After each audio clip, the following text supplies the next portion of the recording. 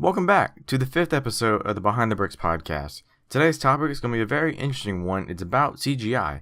It's a pretty controversial topic among the brick film community, and me and Tom give our opinions on its CGI, and if it's okay for brick filming, and if it honestly makes a brick film better. So, without further ado, roll the tape.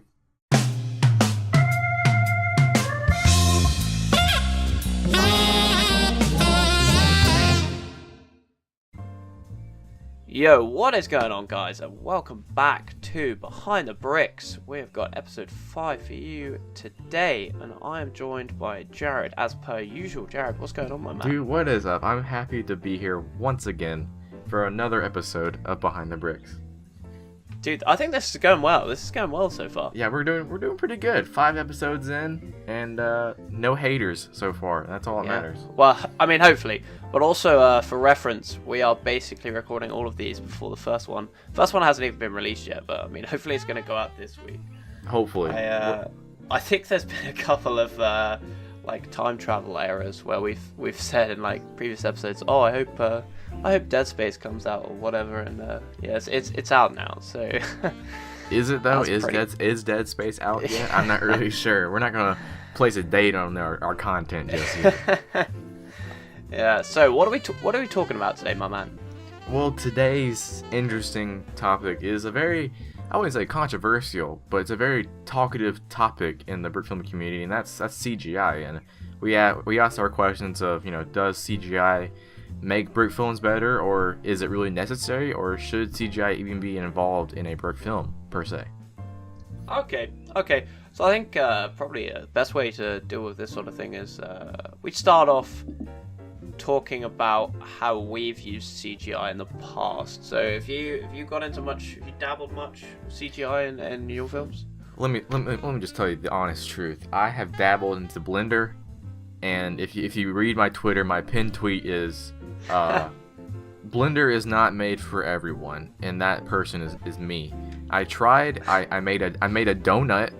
But that's how far I could go. I couldn't import LeoCAD 3D objects in there, or 3ds Max objects. I don't know. I'm not good at that CGI stuff like you and Matt, and because you and Matt kill it. You guys are good at it. But some people aren't just made for it. He's of course referring to Bricktail Studios there, who did in fact do the CGI for Dead Space. But that's actually a funny story. That's actually, I believe, how we met originally. We were talking about CGI on Twitter. Yep, exactly. I mean, I think I sent you a DM. And I was like, bro, can you maybe some CGI shits for me? And he was like, yeah, bro, what you looking for? And I'm like, I don't know yet. I'll let you know. And that went south, and here we are. Yeah, man. Yeah. So you're I guess you keep your films quite physical in that you don't use a lot of. Do you do much green screening at all, or? I do sometimes, but sometimes I really hate the look it gives on my Logitech C920 webcam. I think it looks a whole lot better when you have really good lighting and some DSLRs, but webcam wise it's not too good. But when I have to, I usually do CGI. Yeah, I mean green screen, excuse me. But it's kind of green screen is really hard to pull off properly. Yeah, you gotta have really good lighting to light the background and light your subject. But it's a difficult thing, and CGI and green screen are some of the things I try to stay away from in my brick films whenever I do release something, because I like the practical elements, and I like practicality, and not much quote unquote movie magic, I guess. Yeah, I think it's one of those things that if you're on the fence about whether to do it or not, maybe you should not do it and keep it practical. I mean, I always think the more practical, the better. Exactly. Because it's sort of if you can pull it off well practically, I think that is when it looks the best. Totally, I totally agree, because you gotta think of you gotta think of Star Wars when you think of that. The original trilogy was made on practicality, and then the prequel, George Lucas was, he said, I'm just gonna go digital age and CGI most of it, and people hated that. And I mean, that's not a problem, because people are more used to practicality and the practical elements, but then they didn't really like the CGI elements. But I guess that's just the age we live in now. It's just we're so used to CGI and all these different green screen objects. But I'm a lover for practicality in movies, and movies of all kinds, from the cinema and from YouTube on brick films. Yeah. I mean, for personal experience, I've definitely dabbled into CGI. I've sort of messed around a bit in Blender. I'm getting there. I think it's definitely one of those things that's sort of a little bit more constrained about what equipment you have available to you. Exactly. So if you've got a good computer that can handle it, then by all means jump in. But at the moment, I'm like working off a laptop, and it struggles a bit. That's one of the reasons I got my good friend Matt to do the CGI for Dead Space. I sort of, from experience, like, I've always really struggled to get green screens to work. I mean, sometimes you just sort of have to use a green screen, but I'm definitely, as I say, you always want to keep it as simple as possible. Exactly. Because it can really jar a viewer, I think, if the green screen is sort of slightly off or throws like a green glow.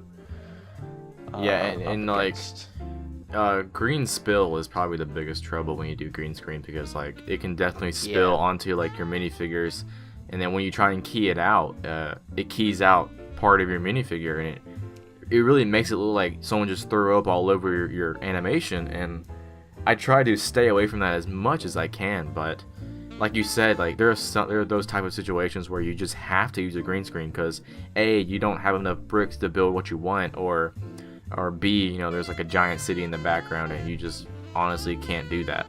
So it's definitely necessary for those type of shots. Yeah.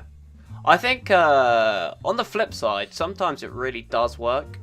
And I don't know how I feel about mixing practical and digital elements in the same frame as much. So, like, if I was shooting a city in the background, for example, I would probably prefer to do a miniature city. Yeah.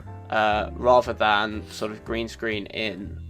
But, having said that, if I was shooting something in space, for example, I would do that, and that could all be CGI, then I would definitely look to doing that. Yeah. It's one of those things, it's just like, maybe you have to deal with it on a shot-by-shot basis. Sometimes it works, sometimes it doesn't. Sometimes you have to be a bit creative with how you approach sort of producing the right effect. Yeah, totally. I think that I'm not hating on green screen or CGI. No, absolutely not. I think they're wonderful tools, and they're wonderful things that you can incorporate into your brick films or whatever film you make. But if it's done right, then congratulations. Props to you. Many people can't do this, but hey, you did it. Yeah. You did it. Congratulations. Pat yourself on the back. But if done wrong, or if done, not so good, it really shows in your film, and it really stands out from the rest. Because if somebody watches your film and sees that terrible green screen, that's the only thing they're going to notice the whole time. There's like, after they watch their film, they're not going to be like, no, that's a great film, man. I loved everything, blah, blah, blah, blah, blah. They're going to be like, well, man, that green screen at 3:47 looked pretty bad, and it really took me out of the film. Yeah, it's a gamble, isn't it? Yeah, it really is. I mean, it can pay off, and then you're like, wow, this is incredible. Or like you say, it sort of just brings you out of the viewing experience a little bit. Yeah, and I think CGI applies to that as well. It's just like, it has to be done right. Like, there's no ifs or buts. There's no middle barrier, middle ground. It's either done good or done terrible. It has to be done well for it to be, not so much noticed and not talked about more than the film itself. Yeah, absolutely. And this is quite an interesting topic to discuss at the moment, because when we started recording this series, this film I'm going to talk about hadn't come out yet, but Squad 42, the latest installment in the series, Spuggers do. So Squad 42's come out, and that is a film that is made entirely out of CGI in the CGI realm. Yes, possibly the greatest film ever. It Possibly, in my opinion, may well in my be. personal opinion, And this is exactly what we're saying with the gamble. Yeah, that's a gamble that has absolutely paid off. No one's ever done that. Well, okay, let me reframe that. People have done CGI quote unquote brick films, like I can't remember his name. It started with like Raptor 5510. Yeah. He's done like CGI brick films, ranging from like World War II to just funny skits, and they're pretty good. They're like there are things we've never seen before.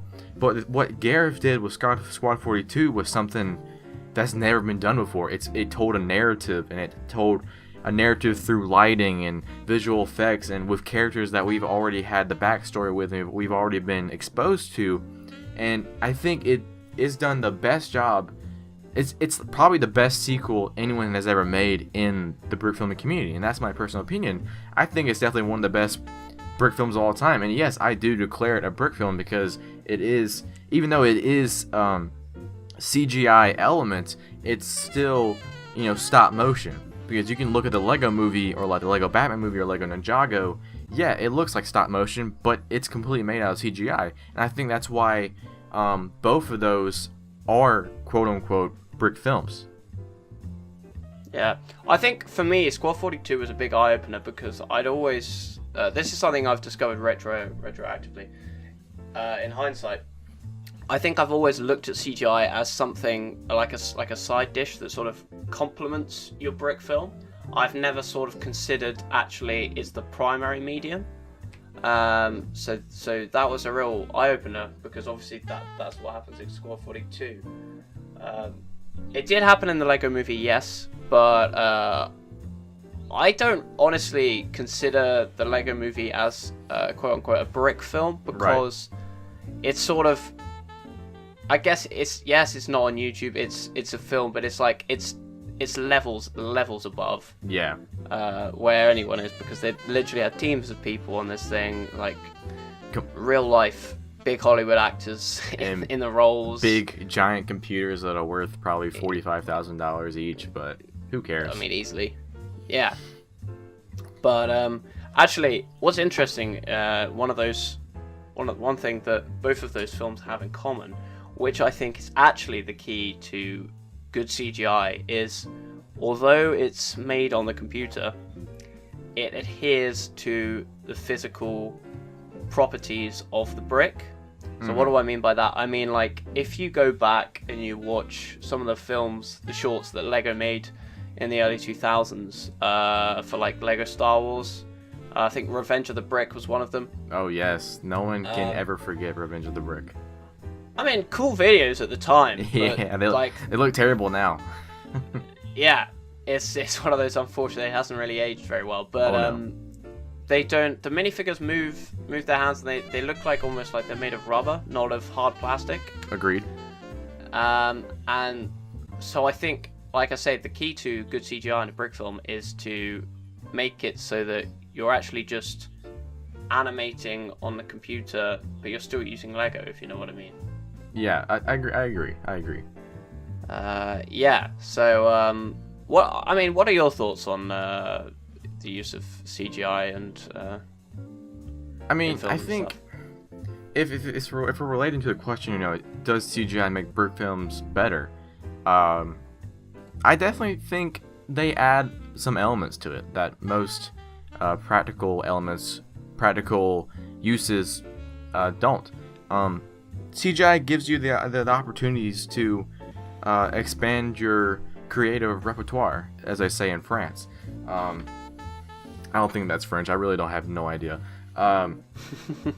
But I think CGI really helps expand your film, and it adds more layers, like a cake. You could have one layer vanilla cake with just chocolate frosting on it, but I think I'd rather have like a 7-layer cake with frosting between. And I think that's what CGI is. It adds some more creativity, some more juices, some cool shots, and if done right, it really helps bring out your film in all new ways. And like if you're making like a Star Wars film or like a space film or things that you can't really achieve in After Effects, which you can, but it's really hard to do right and hard to make it look like these figures are in space. And I think CGI does that better than anything else. Like you could create your minifigure or ship in Blender, and it would look infinitely times better than taking a still image of your ship and putting it in a space background. And that's just my personal opinion, but I think CGI really adds something more to brick films. And if we're asking, is it necessary? Like we said before, no, it's not necessary, because not everybody can do it. I only know like 3 people that can do it, and that's you, Matt, and Gareth, and that's it out of the whole brick film community. But if you can't do it, that's fine.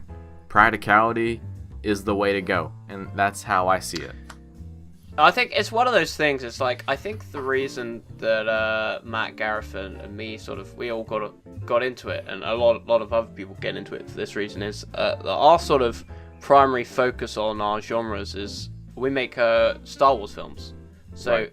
CGI really works, I think, if you're on the sci-fi genre, or like you say, you're in space. So the brick filmers who dive into those sort of genres are naturally gonna like develop that extra arrow for their quiver, and the skills to make CGI look really good. It's definitely one of those things. I think the more you work at it, it might not seem like you're making progress, but there's a definite like subconscious learning and thought process that you start building in your back of your mind. And this is why I'm really happy I've sort of kept really old footage from when I was younger. And it's terrible to look at now. Honestly, it's really bad. But you can see the learning and the lessons that are going on. And it's just like brick filming, in the fact that the more you do, the more you learn. Every time you do it, you're going to learn something new that you didn't know before. Exactly, yeah. And actually, dare I say, it's sort of helped my brick filming skills in a physical sense through learning CGI, because I'm thinking in a different... You can look at a problem from a different direction, maybe. I don't know. No, I definitely agree. I think like whatever, like there's definitely, you're gonna experience problems in whatever creative endeavor you do, and I think if you ever had problems in Blender or whatever you use to make CGI, I think you can use those tools and those, whatever you use to get around those problems. I think you can use those to help you while animation, or while, VFX editing or sound editing. I think you can definitely correlate those two things by your problem-solving skills, and I think those really help in both areas a whole lot. Yeah. I think another thing we should discuss is whenever someone says CGI, and this happens with me as well, I immediately think to a big sort of grand shot of space and a Star Destroyer. Everything's made out of CGI. Whereas that's just one sort of aspect of it, I guess. It's the 3D modeling. Yeah. There's also things like muzzle flashes on guns and mouth movements on characters. I guess I would throw that in the CGI bucket. I think like CGI, the definition of it is like anything you make to make it seem like it's a real thing, or it's something like that. I'm not sure. I'm not sure what the actual definition is. CGI stands for computer generated images, I believe. Yes. So I think muzzle flashes and mouth animation would definitely be involved in that whole category of CGI, and with those things, I guess it kind of relates to green screen and CGI 3D models. That, like I said, if done right, then you're good. Like you have to do all these things right to make it make your film worthwhile. But if it's not necessary, then don't do it. Don't even worry about it, because like we've both said 100 times this podcast so far, practicality is probably the way to go. I think it was probably the best way to go. Like with muzzle flashes, I've always done CGI muzzle flashes. I've always done action essentials, just throw it on like a layer above it in After Effects or whatever program you use, because I like the look of it. I think it looks, I think it looks really cool to have like a real life muzzle flash on top of a Lego minifigure. I think that's just insanely awesome and stupid, but it's fun. But recently I've loved the way brick filmers have used yellow or orange Lego pieces over their guns. I think practicality of it, like, it just looks really cool and looks really corny and cartoonish, and I just like the look of it. I think I might go with that in one of my next films, and because it's less of a hassle to do in After Effects, and I think that's why people prefer doing practical stuff, because it's less of a hassle and less VFX work and all sorts of easy stuff, simple stuff like that. Yeah, another thing in a serious, more serious genre, it's really impressive is when a brick filmer manages to seamlessly connect the CGI to the physical image by doing things like I saw a behind the scenes video the other day of stormtroopers firing blasters, and what the brick filmer had done is they'd shone like a laser pointer onto the blaster to create sort of like natural red light on the figures. So it sort of exactly it grounded it more in the physical realm, made it more believable, and just little tricks like that, maybe like how you light the troopers with a little torch or whatever, a little colored torch. You could make it look really, really believable. Exactly. I think that's like with lighting, like you can use brick stuff lights to put a little brick stuff light in like a little lamp in like an office, or you could put it in After Effects and like mask out a certain part of the frame and put like an orange solid on it and drop the opacity down and add that glow effect. Or like I said, you could put a little brick stuff light in there, and I think, like you said, it adds that in-depth, like it adds a lot of depth to the image if it's done practically like on set, and it saves a whole lot of time, like I said, for VFX work, and you can take whatever time you save on that and put it more in your animation or more in your editing or something like that. I think it really helps to use more practical elements if possible. Well, it's a classic line, isn't it? You never, ever, ever want to say, "Oh, we'll fix it in post," because trust me, if you're saying that, it's going to be a headache. I will tell you from experience. I mean, it's like you can think it's going to be a simple 1 hour job in After Effects, and then it turns out to be a 5 hour, it could be a whole day of just sitting there in After Effects looking at the image and just being like, this was a huge mistake. I hate myself. Yeah. And I'd rather for someone just to be like, you know what, I'm gonna do this as practical as I can. And I think it's probably the way to go. These days, at least. Yeah. I think experimentation is the key as well. You just gotta try some stuff out every once in a while just to see what's working. Always be innovating, always be changing, always be challenging your methods, because that's how you encourage growth at the end of the day. Agreed. I totally agree with that. I think we should probably end this segment off by just sort of discussing I know we've done an equipment episode already, but what sort of programs do you use to, obviously you don't do a lot of CGI, but if you were to do green screening or like muzzle flashes like you said, what's your workflow? Workflow wise, definitely animation first. That's always first, and then I bring it into, I think, Premiere, line it all up, and then whatever has VFX work that needs to be done, like muzzle flashes or set extensions or a green screen if I ever do that, and then I definitely send it through After Effects, because After Effects is a really great program, and if any of you guys have like $20 to spend or however much it is per month for the Adobe Creative Suite, I would totally suggest it. Even though I hate subscription models, but it's definitely worth it for the Adobe Suite, in my opinion. But that's definitely my workflow. Wow, my workflow for sure. Yeah, what is yours? That's cool. So I've always sort of I used to have quite a wide array of programs. Like one would do like green screens, one would do muzzle flashes, and as I sort of progressed, I sort of slimmed that down into maybe better performing programs, fewer number of them. They have more features and they do the stuff. themselves. So I guess I do a lot of my frame by frame effects. I will do on something like GIMP, which is I think it's kind of a lot like Photoshop, but it's free. Yeah. So GIMP's a really good free piece of software out there for you budding animators. In terms of mobile effects, I guess I started using HitFilm. I used HitFilm for the first time on Dead Space. It's a free program, and you can sort of purchase additional extras that are actually pretty reasonably priced, as and when you need them, which is what I really like. I much prefer that to a subscription model because of the way I film.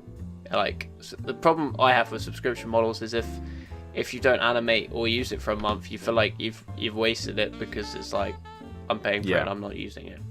I think HitFilm is definitely it's a great program for animators out there that want to, dive into something that's very similar to, professional editing software like Adobe Premiere or After Effects. They're pretty much the same. It's the exact same thing combined, and I think that's lovely. And it's only, I think, like maybe $200-$300 for the entire program, and you can just buy assets for like. They're pretty cheap. I think the highest one I've seen was like 50-some bucks, maybe for like a lot of stuff. Yeah, I mean, I just got the sci-fi pack and it was like 15 quid. Because that's all I needed. It's a very good bridging program, so I would definitely recommend that. Another good one, which is pretty much the cornerstone of anyone I know who makes big CGI scenes, is Blender. Blender is a free program. It's incredibly useful and powerful, and that is the program I use to create I've skipped a step here. I create the models and stuff in like Lego Digital Designer or LeoCAD or whatever. Yep. Eldraw, move them over, and then I can import them into Blender. And Blender is where I sort of make them come to life. I make them move, I put a background behind it, make them interact with each other. That's where you have your camera, that's where you're recording. So Blender is the really, I'd say it's the number one program for when it comes to CGI. Yeah, and like I said, Blender's not for everyone, and I mean, there's definitely a learning curve. Yeah, it's definitely not for me, but it does take some learning and some tutorials to watch. But I think, if you're very passionate about doing 3D stuff, Blender is a fantastic free program for any young animator or filmmaker out there. I really want to dive into the 3D world. And there's absolutely loads and loads of tutorials out there on YouTube. Even Lego specific tutorials, to be honest. Oh yeah, there definitely is. So yeah, I say those are sort of the three programs that come to mind when I think about CGI. Sometimes, like, because I edit in Sony Movie Studio, I might sort of put some stuff together there, like compositing. But yeah, I guess that sort of falls under the category of editing for me. Cool. So, you got any closing comments on this, Jared? I would definitely say for anybody listening, if you have any thoughts on CGI, or definitely leave them in the comments below. What do you think about CGI? Does it make brick films better? Are they necessary, or does a CGI brick film even exist? Does Squad 42 Dissolution count as a brick film? In my opinion, it does. But it does. Your opinion may differ. Can dispute that. Yeah. Exactly. Well, maybe. I'm just going to close with practice. Keep practicing. Exactly. Keep practicing. Keep innovating. A nice bit of R&D. It will be surprising how much it helps you out in the future. Exactly. So thank you very much for listening. This has been episode 5. We're getting through these episodes now, aren't we? Yeah, we're doing pretty good. I'm impressed. Yeah, and we will be back next week, same time, same place, for episode 6, where we're going to talk about, that's it, you guessed it, after half a season's worth of episodes, we're finally going to get on to actual physical animation. So get hyped for that. Jared, you're at DudeBrick on Twitter and YouTube. I'm Tom. I'm at Scorchbricks on Twitter and YouTube. Have a nice week, guys, and we'll see you next week. See you later, guys.